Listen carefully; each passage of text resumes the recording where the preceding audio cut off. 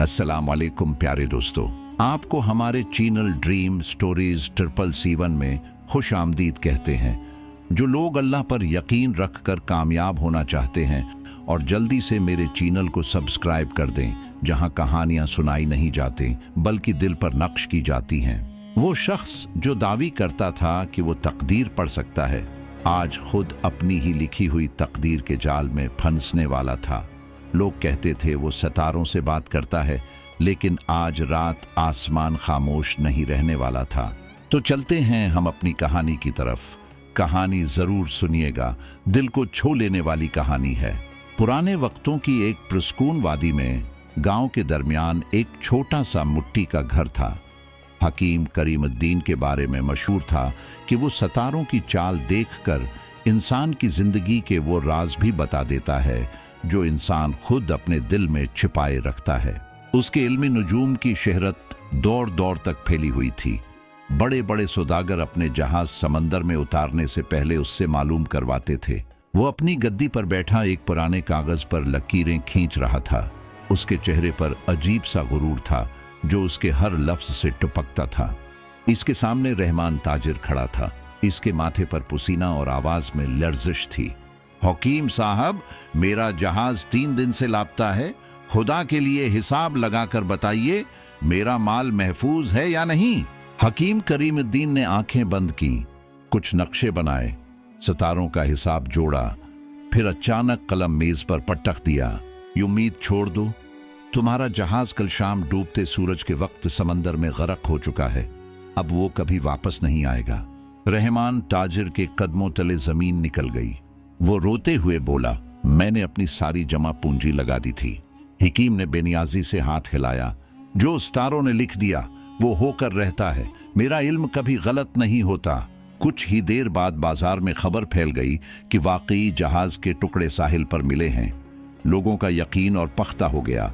करीमुद्दीन ने फख्र से कहा, देखा, सितारे मुझसे बात करते हैं। मैं जो कह दूं, तकदीर उसी रास्ते पर चलती है। शाम ढल रही थी कि हुजूम को चीरती हुई एक कमजोर बूढ़ी औरत आगे बढ़ी।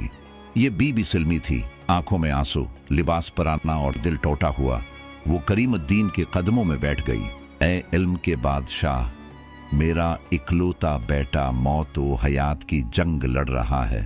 हकीमों ने जवाब दे दिया है, बस एक बार देख लीजिए, क्या वो बच जाएगा।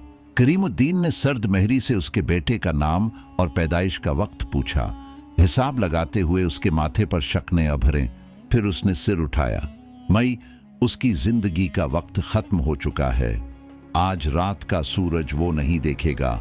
बेहतर है कफन दफन का इंतजाम करो। बीबी सिल्मी की चीख निकल गई। अल्लाह बड़ा है, वो चाहे तो सब बदल सकता है। करीमुद्दीन गुस्से से बोला, गलती करीमुद्दीन नहीं करता। जो मैं कह दूं वो पत्थर की लकीर है। बूढ़ी औरत ने आसमान की तरफ देखा। ए रब्बी कदीर, ये बंदा तेरी खुदाई का दावी कर रहा है। उसे दिखा दे कि जिंदा और मुर्दा करने वाला सिर्फ तो है। वो रोती हुई चली गई। मुजमा में खामोशी छा गई। एक कोने में दरवीश हमीद खड़ा सब कुछ देख रहा था। उसकी आंखों में अजीब सा जलाल था। वो आहिस्ता बोला, ये सितारों को देखता है, मगर सितारों के बनाने वाले को भूल गया है। उसका गुरूर बहुत जल्द टूटेगा। रात गहरी हो रही थी। बाजार सुनसान था। हकीम करीमुद्दीन अपनी थैलियों में सोने के सुके गुन रहा था, कामयाबी के नशे में चौर। तब उसे दरवाजे पर किसी की मौजूदगी का एहसास हुआ। वही दरवीश हमीद खड़ा था। करीमुद्दीन ने नागवारी से कहा, दुकान बंद हो चुकी है। किस्मत दिखवानी है तो कल आना। मुफ्त में मैं किसी की तकदीर नहीं बताता। दरवीश हमीद की आवाज गूंजी, किस्मत न बेची जाती है न खरीदी जाती है। तुम सितारों का हिसाब लगा सकते हो, मगर उनके खालिक की मर्जी नहीं जान सकते। आज तुमने एक माँ का दिल तोड़ा है। करीमुद्दीन का चेहरा सुर्ख हो गया। उसने मुट्ठी में सूखे भींच लिए और आगे बढ़कर बोला, तुम मुझे सिखाओगे कि मुझे क्या करना चाहिए। मैं वो देखता हूं जो तुम जैसे आम लोग नहीं देख सकते। मैंने उस औरत को वही बताया जो सच था। इसका बेटा मरने वाला है, यही उसकी तकदीर है। दरवीश हमीद एक कदम आगे बढ़ा। इसकी आंखें बजली की तरह चमक रही थीं। तकदीर बदलने में एक लम्हा भी नहीं लगता। करीमुद्दीन, जब इंसान अपने इल्म पर गुरूर करने लगता है तो कुदरत उसका इम्तिहान लेती है। तुम समझते हो तुम खुदा के राज जानते हो? याद रखो, इल्मी गैब सिर्फ अल्लाह के पास है। तुम सिर्फ अंदाजा लगाते हो और उसे हकीकत समझ बैठते हो। करीमुद्दीन जोर से हंसा। मेरा इल्म कभी गलत नहीं होता, जाओ यहां से, मुझे नसीहत मत करो। दरवीश हमीद मुड़कर चलने लगा, मगर दरवाजे पर रख गया। उसने पीछे देखे बगैर कहा, तैयार रहना करीमुद्दीन, कल का सूरज तुम्हारे लिए नई मुसीबत लेकर तुलुआ होगा। कल बादशाह तुम्हें दरबार में बुलाएगा, इनाम देने के लिए नहीं, बल्कि तुम्हारी जिंदगी और मौत का फैसला करने के लिए। करीमुद्दीन चौंक उठा। बादशाह, वो मुझे क्यों बुलाएंगे? दरवीश ने मड़कर कहा, कल तुम्हारे इल्म का असल इम्तिहान होगा। देखूंगा तुम्हारे सतारे तुम्हें बचाते हैं या नहीं। अगर तुम सच्चे हो तो डर कैसा, लेकिन अगर तुम्हारा इल्म फरेब है तो कल शाम तक तुम्हारा सिर धड़ से जदा होगा। ये कहकर वो अंधेरे में यूं गायब हो गया जैसे हुआ का झोंका हो। रात भर करीमुद्दीन को नींद न आई। गुरूर आहिस्ता आहिस्ता खौफ में बदल रहा था। बार बार वही अल्फाज गूंजते, कल तुम्हारे इल्म का असल इम्तिहान होगा। सुबह होते ही वो दुकान खोल ही रहा था कि घोड़ों की टापों की आवाज सुनाई दी। उसने बाहर देखा, शाही सिपाही उसकी तरफ आ रहे थे। हुकीम करीमुद्दीन, एक सिपाही ने कड़क आवाज में कहा। बादशाह सलामत ने फौरन दरबार में हाजिर होने का हुक्म दिया है। उसके हाथ पांव ठंडे पड़ गए। शाही महल के दरवाजे उबूर करते ही उसके दिल की धड़कन तेज हो गई। दरबार में गैर मामूली खामोशी थी। बादशाह तख्त पर बैठा था, मगर आज उसके चेहरे पर हकमरानी का रोब नहीं, बल्कि एक बाप की बेबसी थी। उसके पास मुखमली बिस्तर पर शहजादा सलीम बेहोश पड़ा था। शहर के नामूर हकीम सिर झुकाए खड़े थे। बादशाह ने कहा, आओ करीमुद्दीन, सुना है तुम सितारों से जिंदगी और मौत का हाल मालूम कर लेते हो। आज मेरे बेटे की तकदीर देखो और सच बताओ, क्या ये बचेगा? करीमुद्दीन के हाथ कांप रहे थे। उसने हिसाब लगाया, आसमान की तरफ देखा और उसका रंग जर्द पड़ गया। तारे साफ बता रहे थे, शहजादे की जिंदगी की डोर टूटने वाली है। बादशाह ने गुस्से से कहा, खामोश क्यों हो, सच बताओ। करीमुद्दीन ने सिर झुका लिया। उसकी आवाज कपकपा रही थी। बादशाह सलामत, मेरे हिसाब के मुताबिक आज सूरज डूबने से पहले शहजादा अपनी आखिरी सांस लेगा। उसे कोई दवा या दुआ नहीं बचा सकती। दरबार में कहराम मच गया। बादशाह ने तलवार निकालकर उसकी गर्दन पर रख दी। बदबख्त, मेरे बेटे की मौत की खबर सुनाने की जरात कैसे की? करीमुद्दीन जमीन पर गिरकर गड़गड़ाने लगा। मैंने वही कहा जो सतारों ने दिखाया। बादशाह ने तलवार हटा ली, मगर एक खौफनाक फैसला सुनाया। ठीक है करीमुद्दीन, हम शाम तक इंतजार करेंगे। अगर सूरज डूबने तक मेरा बेटा मर गया तो तुम्हारी बात सच मानी जाएगी और तुम्हें इनाम दिया जाएगा। फिर उसकी आवाज मजीद सख्त हो गई। लेकिन अगर सूरज डूब गया और मेरा बेटा जिंदा रहा तो उसका मतलब होगा तुम्हारा इल्म झूठ है और तुम एक धोखेबाज हो। इस सूरत में तुम्हारा सिर कलम कर दिया जाएगा। मैं अपनी सल्तनत में ऐसे फरेबी को जिंदा नहीं छोड़ूंगा। सिपाहियों ने करीमुद्दीन को जकड़ लिया और घसीटते हुए तह खाने की तारीक कोठड़ी में ले गए। अब उसके पास सिर्फ चंद घंटे थे। उसकी जिंदगी शहजादा सलीम की मौत से बंधी हुई थी। कैसी अजीब कश्मकश थी। अपनी जान बचाने के लिए उसे शहजादे की मौत की दुआ मांगनी पड़ रही थी।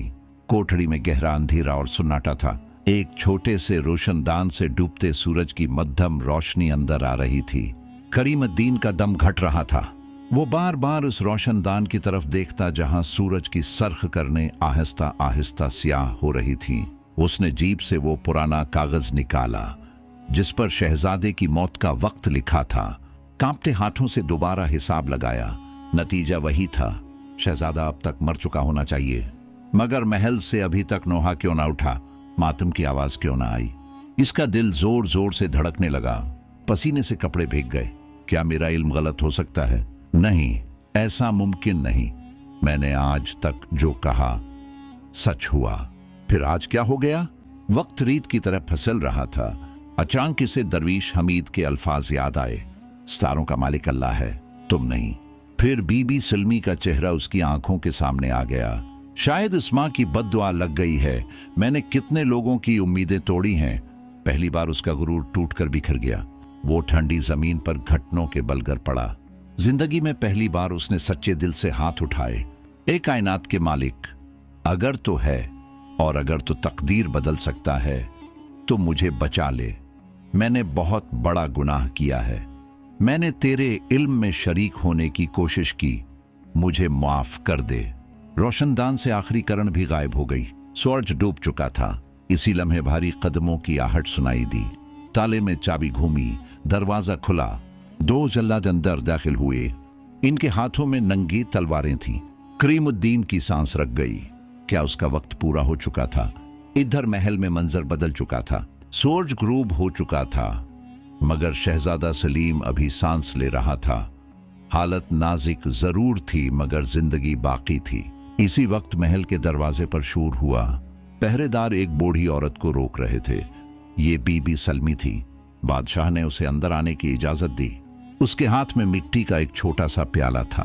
वो आगे बढ़ी और लर्जती आवाज में बोली, बादशाह सलामत।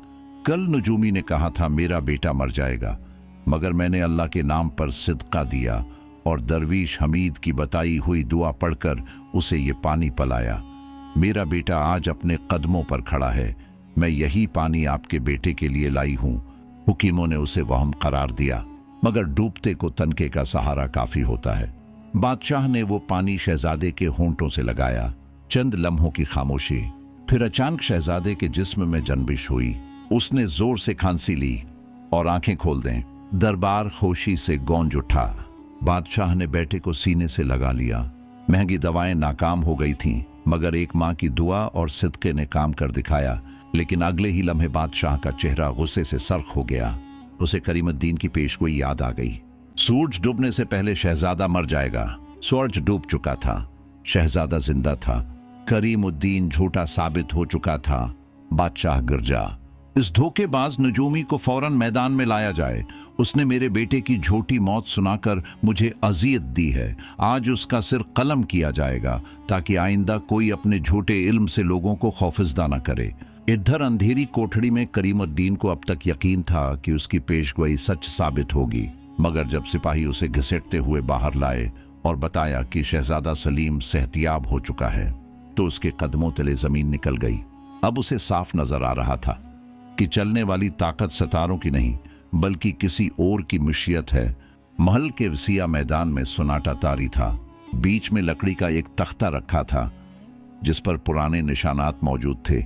जल्लाद अपनी भारी तलवार को पत्थर पर रगड़ कर तेज कर रहा था। हकीम करीमुद्दीन को जंजीरों में जकड़ कर लाया गया। कल तक जो शख्स शहर का सबसे बड़ा नजूमी था, आज एक मुजरिम की तरह सिर झुकाए खड़ा था। बादशाह ने सख्त लहजे में कहा, इस शख्स ने अपने गुरूर में मेरे बेटे की झूठी मौत का वक्त बताया। उसे खत्म कर दो, ताकि आइंदा कोई अल्लाह के इल्म में मुदाखलत की जरात न करे। जल्लाद ने उसे घुटनों के बल तख्ते पर बिठाया और आंखों पर पट्टी बांधने लगा। करीमुद्दीन ने कोई मुजाहमत न की। वो जान चुका था कि उसका इल्म उसे इस तलवार से नहीं बचा सकता। इसने दिल ही दिल में अल्लाह से माफी मांगी और गर्दन झुका दी। जल्लाद ने तलवार हुआ में बुलंद की। अचानक मैदान के आखिरी सरे से एक गूंजदार आवाज आई, रख जाओ। सबकी नजरें समत मड़ गईं। ये दरवीश हमीद था। वो आहिस्ता आहिस्ता चलता हुआ बादशाह के सामने आ गया। उसके चेहरे के जलाल को देखकर बादशाह भी खड़ा हो गया। दरवीश हमीद ने प्रस्कून लहजे में कहा, बादशाह सलामत। इस नजूमी का सिर कलम करने से पहले पूरी हकीकत जान लीजिए। बादशाह ने हैरानी से पूछा, कैसी हकीकत? उसने मेरे बेटे की झूठी मौत सुनाई है। दरवीश हमीद ने जवाब दिया, नहीं, हकीम करीमुद्दीन का हिसाब अपनी जगह दरस्त था। सितारे वाकई यही गवाही दे रहे थे कि शहजादा सलीम की जिंदगी का सूरज आज डूब जाएगा। मैदान में खलबली मच गई। बादशाह ने कहा, अगर हिसाब दरस्त था तो मेरा बेटा जिंदा कैसे है? दरवीश हमीद मुस्कुराया और बोला, क्योंकि तकदीर 2 तरह की होती है। एक वो जो आसमानों पर लिखी जाती है, और दूसरी वो जो जमीन पर उठने वाले हाथों की दुआ से बदल दी जाती है। जब बीबी सलमी ने अपने बेटे के बचने की खुशी में अल्लाह की राह में सिदका दिया और सच्चे दिल से शहजादे के लिए दुआ की तो इस दुआ ने आसमान के फैसले को बदल दिया। सिदका बुला को टाल देता है और सच्ची दुआ तकदीर बदल देती है। हकीम करीमुद्दीन सितारों का हिसाब तो लगा सकता है मगर अल्लाह की रहमत का हिसाब नहीं लगा सकता। ये सुनकर करीमुद्दीन की आंखों से आंसू बहने लगे। उसे अपनी हकीकत समझ आ गई। दरवीश हमीद ने बादशाह से कहा, इसके अंदर का मगरूर नजूमी आज मर चुका है, अब ये सिर्फ एक आजिज इंसान है, उसे मुआफ कर दीजिए। बादशाह ने कुछ लम्हे सोचा, फिर जलाद को रुकने का हुक्म दिया। करीमुद्दीन की जंजीरें खोल दी गईं। वो जमीन पर गिर पड़ा, खौफ से नहीं बल्कि शक्र के सजदे में। प्यारे दोस्तों, इस कहानी से हमें बहुत बड़ा सबक मिलता है। गुरूर इंसान को तबाह कर देता है। चाहे इंसान के पास कितना ही इल्म, दौलत या शहरत क्यों ना हो, अगर वो खुद को सब कुछ समझने लगे तो वो गमराही का शिकार हो जाता है। याद रखें, असल इल्म सिर्फ अल्लाह के पास है। हम जो कुछ जानते हैं वो सिर्फ एक अंदाजा है। हकीकी फैसला अल्लाह की मर्जी से होता है। दुआ में बहुत ताकत है। सच्ची नीयत से मांगी गई दुआ तकदीर को भी बदल सकती है और सिदका इंसान को आने वाली मुसीबतों से बचा लेता है। हमें चाहिए कि हम हमेशा आजिज़ी अख्तियार करें, अपने रब पर यकीन रखें और हर हाल में उसी से मदद मांगें।